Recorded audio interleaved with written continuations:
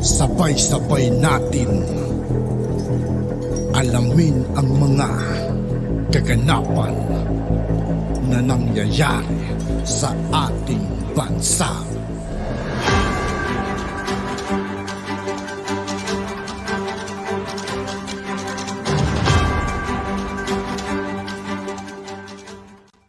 Yo, what's up mga kaibigan? This is I2K po again. Ngayon nandito ulit tayo sa channel ni Banat PH Update TV. Dito ulit tayo magbibigay ng komento at reaksyon. Kaya samahan nyo ako guys. Let's go! Ito ang balita ngayon.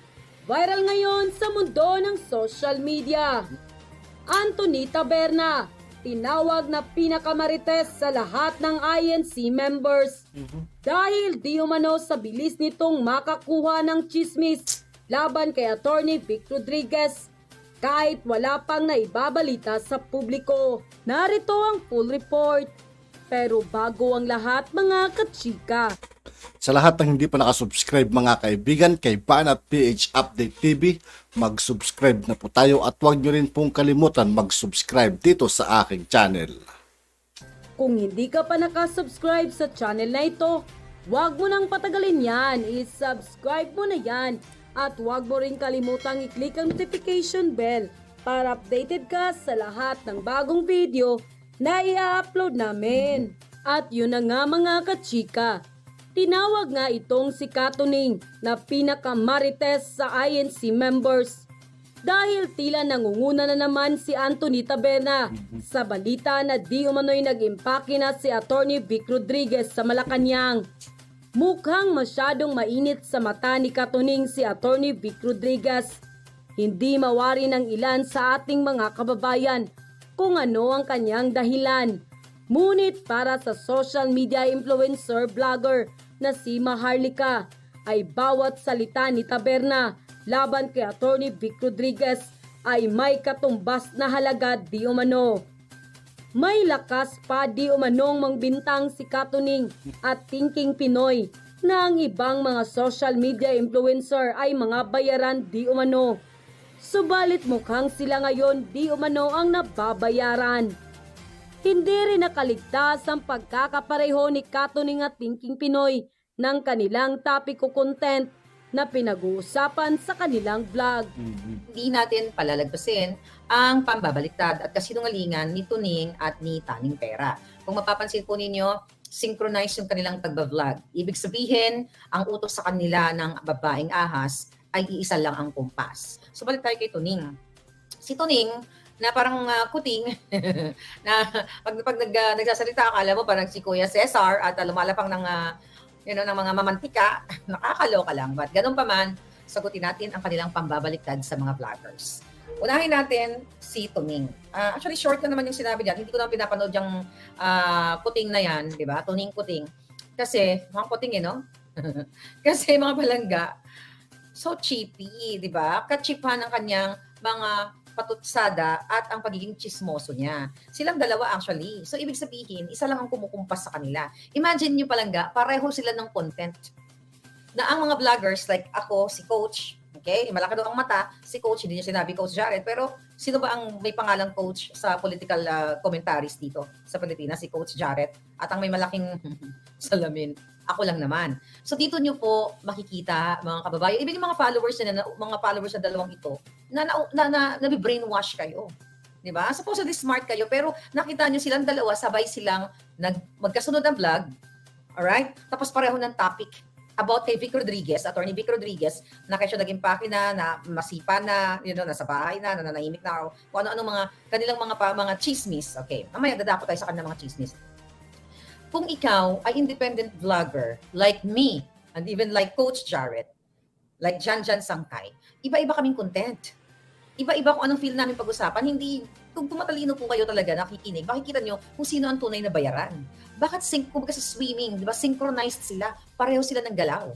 Ang sabi ni Taning Pera, na may taning, na malapit na siguro kunin ni Taning, alright, na kesyo daw, nababayaran daw, binabayaran daw yung mga vloggers. Kasi daw mga palangga, ang mga vloggers na walang 2 million followers, Yun daw kasi ang binabayaran nitong, na sinasabi nila na bayaran ng boss namin. Well, they referred to Attorney Vic Rodriguez. Nakakaloka, nakakatawa. Kasi mindset ba? Mga Inday, mga Dodong, gamitin yung mindset ninyo.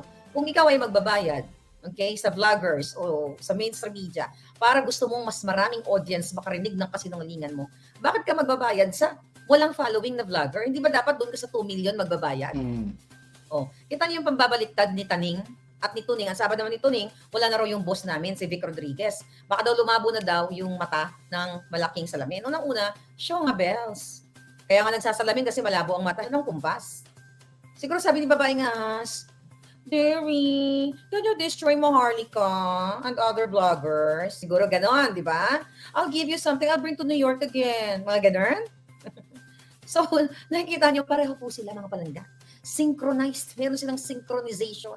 Pareho ng tirada na kami daw ay mga vloggers na kami pa daw yung nababayaran. Gamitin nyo yung utak nyo kung ikaw ay may pambayad para magpasit ng kasinungalingan o pabanguin ka. Bakit ka magbabayad sa walang following? Diba? Sa konti lang ang followers. Hindi doon ka sa 2 million na ipinagmamalaki ni Taning at Tuning. Oh, di ba gamit-gamit ng utak? Pero palangga, babaeng ahas ang nag-utos sa kanya. Ngayon ang minamarites ni Tuning na kesyo nag-impake na raw si Attorney Vic Rodriguez. Diba? Definitely, nag-chismis na naman itong si babaeng ahas kasi yun po yung kanilang agenda to destroy Attorney Vic Rodriguez. Mga palangga, hindi ko pinagtatanggol si Attorney Vic Rodriguez. Unang-una, hindi ko nga nakita sa personal si Attorney Vic Rodriguez. Ang pinaglalaban natin dito na sila po ay nagbablog, hindi dahil may pinaglalaban sila o meron silang prinsipyo o meron silang paninindigan. Ito po ay malinaw na kahit pakainin sila ng dumi ng babaeng ahas, lulunukin nila sa ngalan ng whatever kung ano ang kapalit na ibinapangako sa kanila. At yung si Taning na yan, kung talagang proud ka, Taning Pera, tambutsyong pokla, na may taning ang buhay, hanggang ngayon buhay pa rin. Kung talagang proud ka dahil pinagmamayabang mo yung 2 million followers mo, bakit hindi mo ipagmayabang ang binigay sa yung bahay sa Benguet? Di ba, ng babaeng ahas na may swimming pool pa?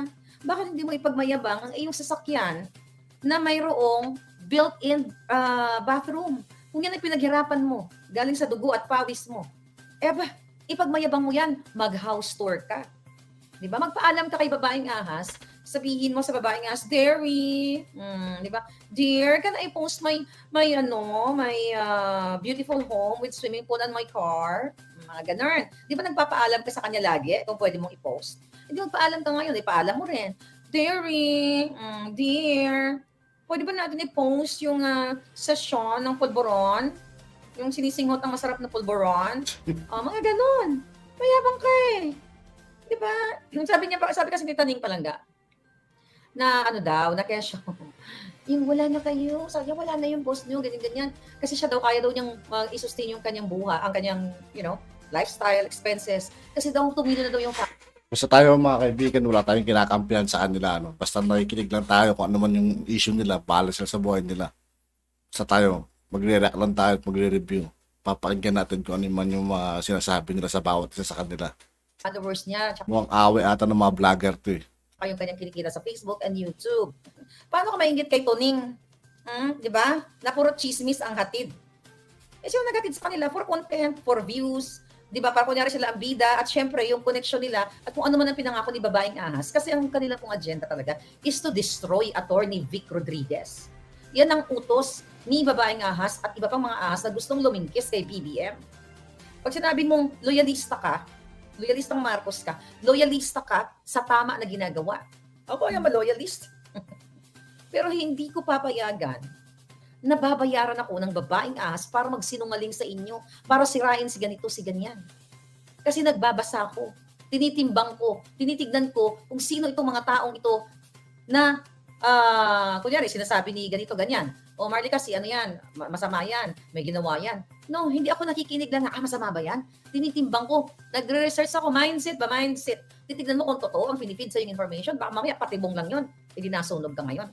At ikaw, Tuning, na boses kuting, pati mukha mo, ang kuting. Ano sinasabi mong boss namin si Attorney Vic Rodriguez? Diba? Pero nakita pa, buti nga ikaw may picture kay Attorney Vic Rodriguez. Ako nga, hindi ko man lang nakita sila yan, ang alindog ni Attorney Vic Rodriguez. Mga palangga, I'm not pro Vic Rodriguez. I don't know Vic Rodriguez. Ang pagkakaalam ko lang sa kanya, nandoon siya simulang sa electoral protest ni BBM. Kasama si Attorney Glenn Chong, but na lumaban. Kasama ako sa paglaban ng electoral protest. Bakit? Nakakatanggap ako dati ng mga email, yung mga desisyon ng court sa laban ni BBM. Wala na, hindi ako nakatanggap ngayon mga palangga ng parang newsletter galing sa grupo ng babaeng ahas. Kasi nga, after manalo, pinutol na nga nila yung mga email, pinutol na nga nila yung mga group chat sa mga OFW at sa mga group leaders. Napaka-ungrateful ninyo, babaeng ahas. Napaka-ungrateful ng mga nakapaligid kay BBM. Definitely hindi to alam ni BBM, kaya may mga tao siya na itinalaga dyan para, magkaroon ng unity. Paanong unity? Di ba, dinitouch ninyo ang connection, ang way of means of communication ng mga Pilipino, ng mga OFW, para maipahatid sa inyo ang mga problema.